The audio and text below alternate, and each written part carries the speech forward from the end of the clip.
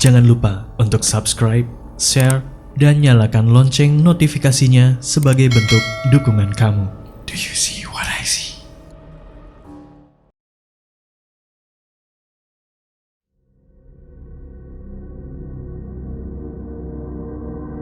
Assalamualaikum warahmatullahi wabarakatuh. Apa kabar pendengar setia podcast Do You See What I See? Kenalin, nama gue Daniel. Aku pernah mengalami beberapa kali pengalaman paranormal ini. Dan yang ingin aku ceritakan sekarang adalah pengalaman yang paling aneh. Bukan yang menakutkan ya, tapi paling unik lah.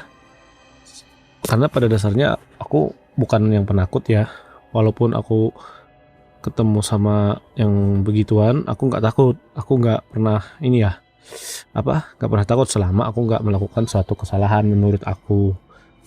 Nah, jadi pengalaman ini aku alami di tahun 2005. Waktu itu aku masih SMA. Pada malam hari itu aku ingin jalan-jalan sama teman. Rencananya kami ingin nonton pawai 10 Muharram kalau nggak salah. Jadi di tempat saya itu di Martapura, Kabupaten Banjar, Kalimantan Selatan ini, kalau malam 10 Muharram biasanya ada pawai dari santri-santri keliling sambil selawatan. Jadi aku waktu itu naik sepeda motor dijemput sama temanku itu. Tapi yang bawa aku, dia di belakang. Nah, kami jalan. Ternyata pas kami jalan itu hujan gerimis.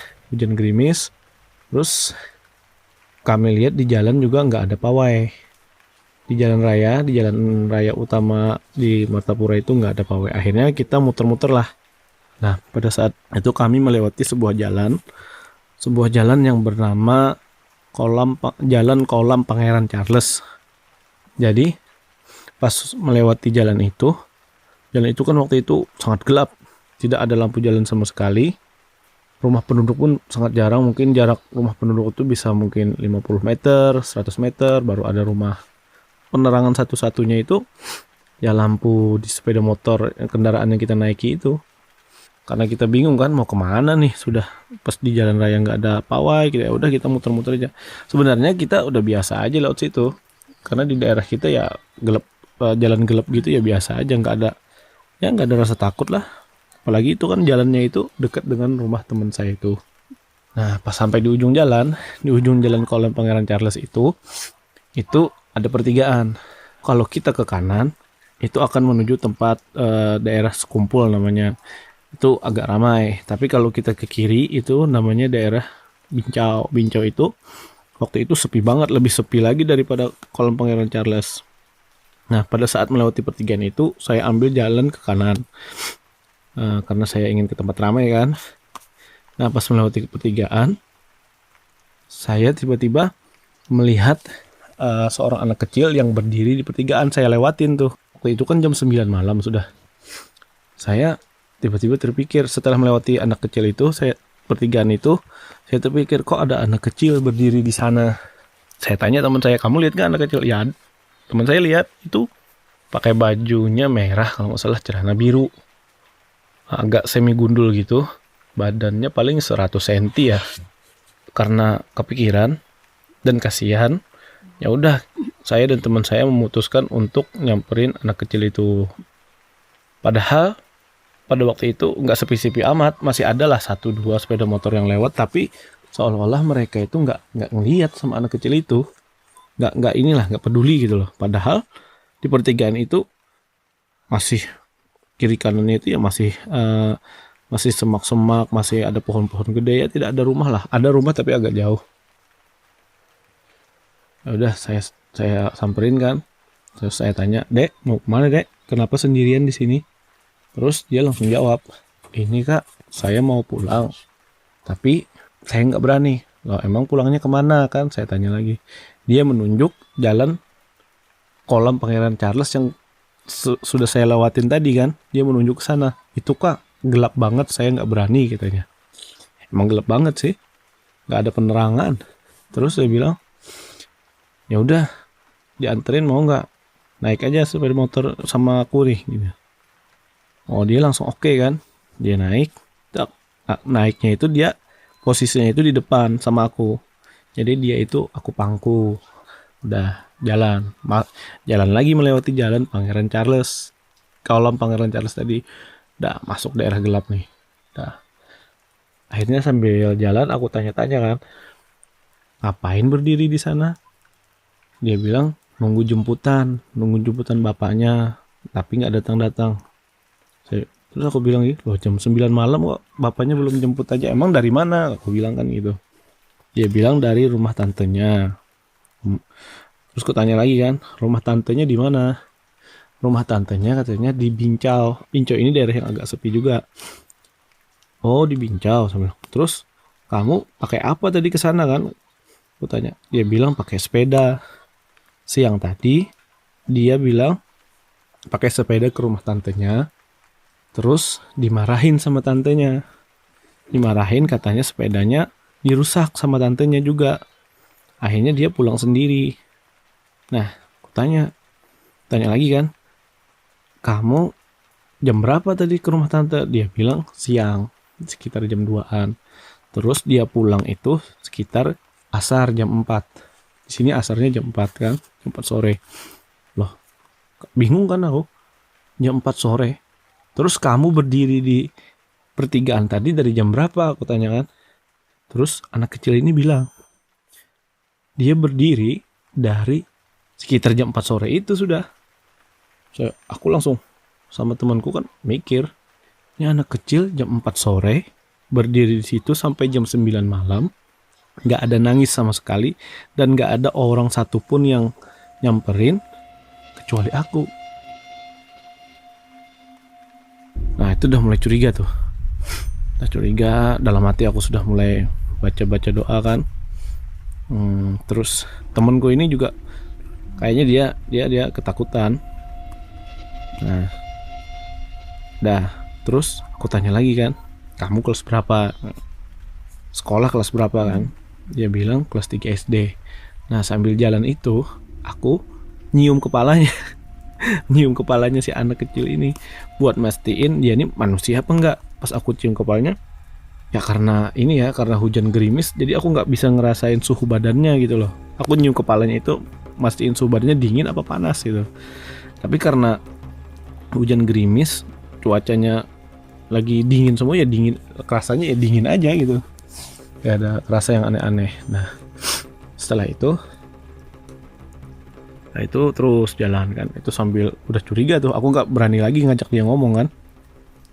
Nah terus di ujung jalan, ini pertigaan lagi nih, di ujung jalan ke Pangeran Charles yang satunya itu ada pertigaan lagi. Kalau ke kiri itu ke daerah lama yang namanya Sukumpul, kalau ke kanan itu namanya ke daerah Pintu Air. Nah di Pintu Air ini rumah temanku yang aku bonceng ini, rumahnya di Pintu Air. Nah karena sudah sampai pertigaan itu kan, aku tanya, ini arah mana nih kan? Dia bilang ke kanan kak. Nah, berarti kan Pintu Air nih kan. Udah aku ikutin aja. Nah, walaupun ada rasa-rasa merinding-merinding dikit, tapi aku nggak takut gitu loh. Ya udah terus ikutin. Naik. Nah sebelum melewati jembatan itu ada jalan setapak kecil yang bisa dilewatin orang jalan kaki atau sepeda motor. Aku bingung, ini kemana tujuan anak nih? Soalnya kalau ke ujung sana sudah nggak ada rumah-rumah lagi.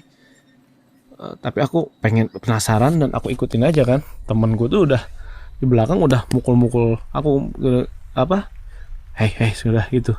Ya udah nggak apa-apa aku bilang kan, ikutin aja. Ya terus pas sudah di daerahnya agak sepi banget, anak kecil ini minta stop, kak stop di sini aja. Nah, aku bingung, ini stopnya kok di tengah-tengah gini kan, nggak ada, sedangkan perumahannya mungkin 500 meter lagi. Terus dia bilang stop sini aja kak. Aku bilang rumahmu di mana? Dia bilang di situ kak. Dia nunjuk perumahan yang sekitar 500 meter itu kan kelihatan lampu-lampunya kan. Nah aku bilang jangan, aku antar sampai rumah, ini kan sudah 9:30, bahaya lah kalau terjadi apa-apa, takutnya kalau ada ular kah apa, aku bilang kan gitu kan, karena semak-semaknya tebal.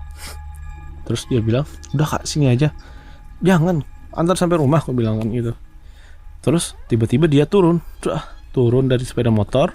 Dari ini kan aku pangku kan, dia langsung loncat terus lari. Otomatis aku kejar kan. Nah dia lari ini ke arah perumahan tadi. Aku kejar pakai sepeda motor nih. Aku kejar dia di depan aku.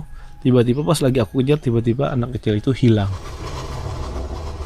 langsung sup gitu aja, nggak ada bekasnya. Wes, aku sama kawanku kan langsung kaget itu, langsung di mana? Aneh banget gitu. Pokoknya langsung hilang gitu aja, kayak asap, bukan kayak asap, kayak kilat lah. Kami sempat berhenti sebentar, mastiin anak kecil ini kemana nih, jangan-jangan sembunyi kah atau apa, atau jatuh. Ternyata nggak ada juga. Ya udah, karena berarti kami sudah pastikan itu berarti bukan manusia gitu loh. Ya udah, karena ini sudah itu di daerah pintu air dekat rumah temanku kan, ya udah aku diantar temanku pulang. Nah pas sampai rumah aku cerita kan sama keluarga. Keluargaku bukannya takut tapi malah ketawa, bilang wah itu tuyul, itu biasanya tuyul tuh dia emang nggak berani pulang. Mungkin katanya mungkin di jalan Kolom Charles itu ada makhluk lain yang mungkin bisa mengganggu si tuyul ini. Nah karena dia takut, dia nggak berani berjalan sendiri, akhirnya dia nebeng sama aku.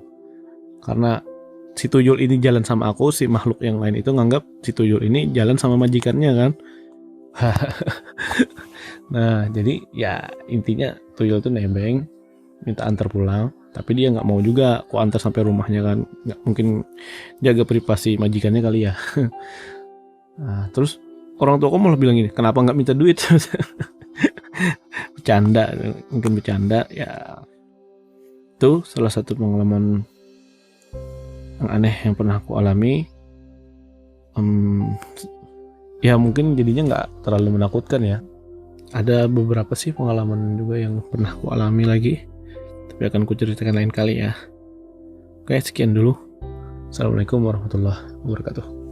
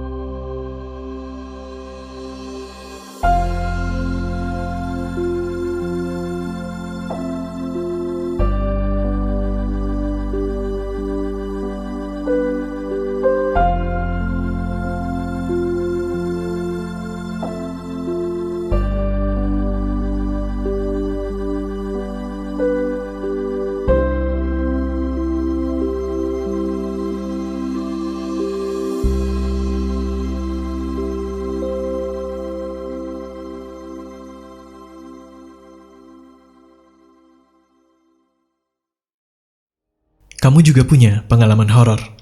Kirim cerita kamu ke alamat berikut.